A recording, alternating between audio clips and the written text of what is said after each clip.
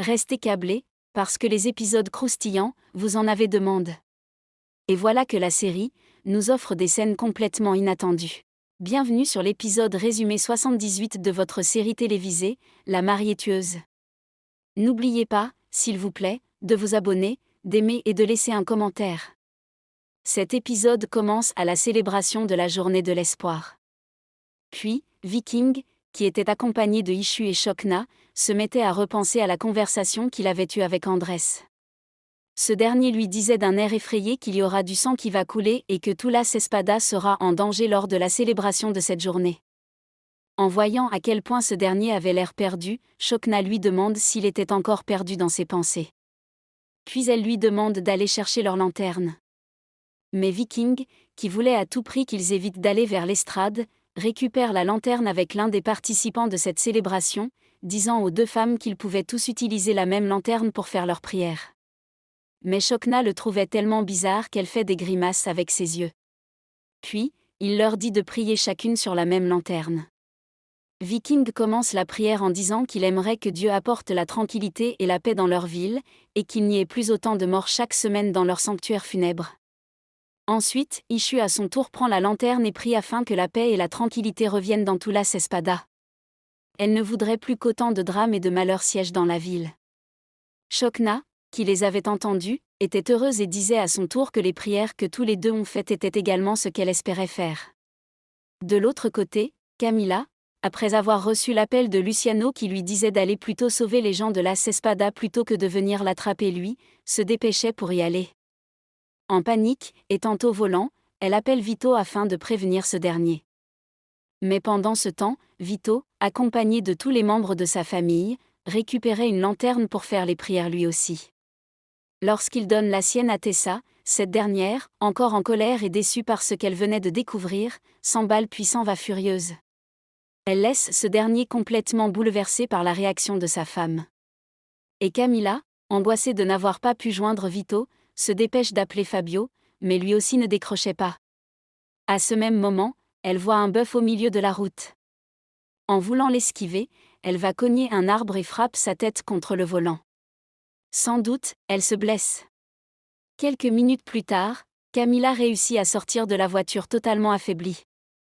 Lorsqu'elle remarque qu'elle s'est blessée, elle s'empresse de retourner dans la voiture pour récupérer son téléphone afin d'appeler à l'aide. Mais malheureusement, elle n'avait plus de batterie. Énervée, elle s'en va.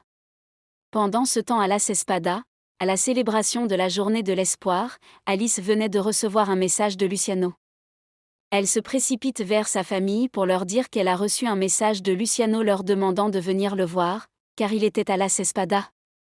Mais lorsque Guada veut contester, leur disant que ce n'était pas possible car la cérémonie n'était pas encore finie, Tatiana reprend sa mère en lui demandant si cette cérémonie était plus importante que de voir Luciano qui avait disparu depuis quelques jours.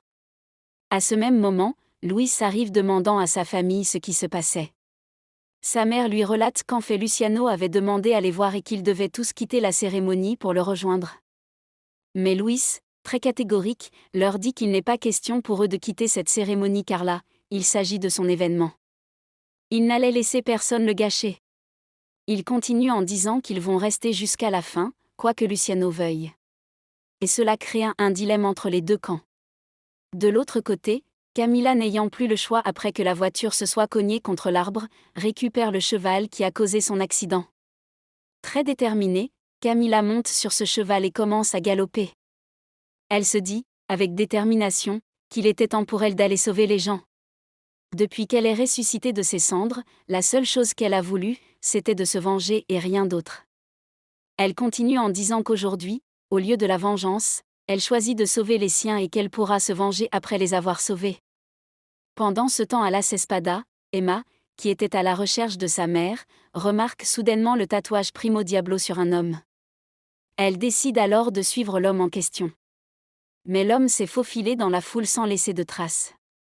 Pendant ce temps, la bombe, elle, continuait de faire tic-tac, prête à exploser.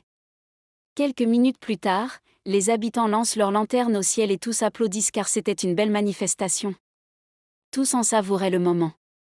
À ce même moment, Elias aperçoit la silhouette d'Emma et lorsqu'il va à sa rencontre, surpris, il se rend compte qu'il s'agissait bien d'elle. Emma, surprise de le voir là, lui demande ce qu'il faisait ici. Elle ajoute que ce n'est pas le bon moment ni le bon endroit car elle est à la recherche de l'un des hommes de Luciano qui était parmi eux. Elle est sûre qu'il prépare quelque chose de mauvais. Pendant que la population de Las Espadas fait la fête, Camila arrive enfin sur les lieux sur son grand cheval.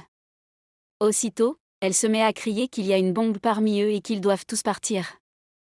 Mais malheureusement, à sa première tentative, personne ne l'écoute. Elle recommence et crie d'une voix très forte qu'il y a une bombe parmi eux et qu'ils doivent tous partir de là. À ce même instant, ils se retournent tous, surpris de voir qu'il s'agit de Camila. Les questions et l'étonnement sont à leur comble. Certains crient que Camila est encore vivante et d'autres ne comprennent pas ce qui se passe réellement. Lorsqu'elle voit Emma, Camila descend précipitamment de son cheval pour aller dans la foule leur dire qu'ils doivent tous partir car il y a une bombe ici. Mais lorsque sa famille la voit, ils sont tous troublés. Et quand Boada veut parler avec elle, celle-ci lui dit que ce n'est pas le moment car il faut fuir ces lieux immédiatement pour éviter que la bombe n'explose sur eux. Mais Ishu, qui n'en revient pas de voir sa petite fille Camila, demande si elle est vraiment en vie. Camila réplique la même chose en lui demandant de partir. À ce même moment, Viking repense à ce que lui avait dit Andrés, « Aujourd'hui c'est très dangereux et il y aura du sang. » Quand tout à coup, tout le monde se met à fuir en prenant en considération les dires de Camila. Les foules se heurtaient, les gens étaient paniqués, affolés. Bref, c'était un désordre total. Marciana, la nouvelle mairesse, a perdu l'équilibre puis est tombée. La foule n'y prêtait même pas attention, certains la piétinaient et d'autres marchaient sur ses jambes. Quand tout à coup, Elias s'empresse d'enlever Emma de la scène. Les secondes qui ont suivi, la bombe a explosé. Et là, c'était la panique totale à Las Espadas car les gens avaient terriblement peur. Puis, le garde que Luciano avait envoyé déposer la bombe l'appelait pour l'informer que la bombe avait finalement explosé. Il souligne que l'explosion a causé beaucoup de morts mais également de nombreux blessés. Lorsque Camila se réveille en pleurant, elle se met à appeler Emma qui, elle-même, était très faible. Quelques minutes plus tard, on emmène Emma et Elias d'urgence à l'hôpital.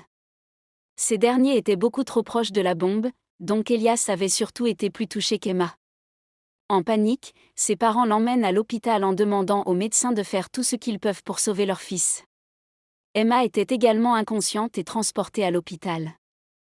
Les médecins demandent à faire opérer Elias car il a été gravement touché. Puis Luis, le conseiller de la ville, demande aux médecins de faire tout ce qu'ils peuvent pour sauver chaque personne. Il ajoute qu'ils vont se charger de fournir tout le matériel nécessaire pour mettre tout le monde à l'abri du danger. L'hôpital n'arrêtait pas de se remplir car, au fur et à mesure, les gens venaient avec leurs proches pour demander de l'aide. En bref, l'explosion de la bombe avait semé trop de blessés.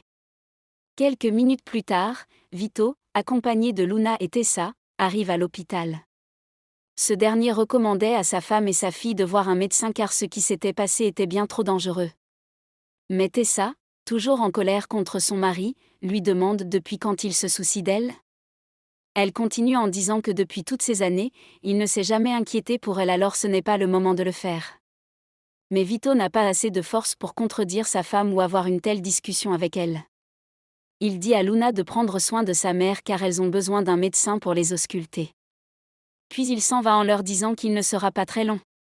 Et Camila, étant dans la salle d'hôpital, fuyait les regards accusateurs des familles autour d'elle. Plus tard, Fabio se rend là où se trouvait Luciano, accompagné de 2 de ses hommes. Lorsqu'il arrive, aussitôt, Fabio se met à tirer sur eux. S'ensuit une bataille de tirs. Luciano demande à ses hommes de lancer une grenade sur Fabio pour qu'il meure, car il ne savait pas encore qu'il s'agissait de lui. Lorsque ses hommes le font, Fabio fait semblant d'être mort. Et lorsqu'il s'approche de lui pour s'assurer qu'il est vraiment mort, Fabio se met à tirer sur les 2 hommes qui meurent sur le champ. Puis la bataille continue entre Luciano et lui. À un moment, malheureusement pour Luciano, il n'avait plus de balles dans son pistolet. Lorsqu'il constate qu'il est au pied du mur, il dit à Fabio de se calmer car il pourrait arranger ça à l'amiable.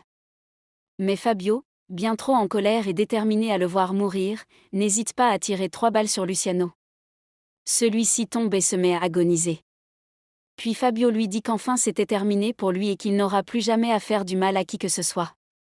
Mais malgré qu'il agonisait, Luciano disait à Fabio qu'il reviendrait pour se venger. Puis il rend son dernier souffle. Cette scène décrit clairement que Luciano est mort. De l'autre côté à l'hôpital, on emmenait Emma et Elias en salle d'opération. L'infirmière demande à Camilla de venir se faire ausculter elle aussi car elle est blessée. Celle-ci lui dit de ne pas s'inquiéter car elle attend quelqu'un. Aussitôt Fabio arrive, trouvant Camilla dans cet état affaibli. Il lui demande où est Emma. Elle lui répond qu'elle est en salle d'opération et qu'elle a subi une lésion cérébrale à cause de l'explosion juste au-dessus de sa tête. Camilla continue en disant qu'elle aura certainement des troubles après cela.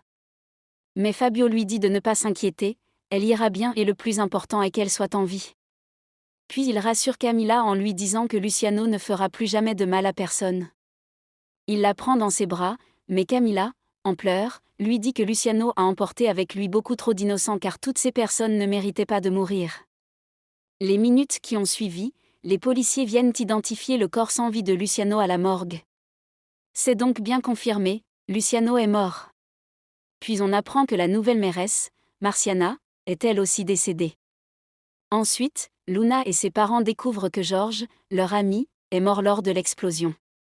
Quelques minutes plus tard, les autres amis de Luna découvrent que Kayla est également morte. C'était le chaos total au sein de l'hôpital car il y avait eu beaucoup trop de morts. Pendant ce temps, Elias se faisait opérer pour enlever des morceaux d'éclat dans son dos. Quelques minutes plus tard, pendant que Camilla marchait dans les couloirs, Alejandro, accompagné d'un collaborateur, lui demande de les suivre au poste de police. Sans contester, Camilla présente ses mains pour qu'on la menotte. Quand Fabio arrive, surpris de voir la police arrêter Camilla, il proteste car elle est innocente. Mais Camilla le rassure en lui disant que ça ira. À ce même moment, une femme très en colère car son enfant est mort vient accuser Camilla pour cette explosion. Elle hurle que c'est à cause d'elle qu'il y a eu ces morts et que sa malédiction s'est réalisée sur la Cespada. La femme continue de dire à Camilla qu'elle n'aurait jamais dû être en vie et qu'elle aurait dû mourir lors de cet incendie. Fabio était complètement choqué. La police calme la femme en lui disant que c'est assez, puis ils emmènent Camilla avec eux. C'est ainsi que cet épisode résumé se termine. Dites-moi en commentaire si vous aviez imaginé un tel épisode, avec autant de disparitions, surtout celle de Luciano. Merci de lâcher votre gros pouce bleu, de commenter la vidéo et de la partager pour agrandir la communauté, car ici on fait les résumés des telenovelas. À bientôt pour un nouvel épisode. Oui, je vous dois 2 épisodes aujourd'hui, donc je vais publier le prochain tout à l'heure, alors restez connectés.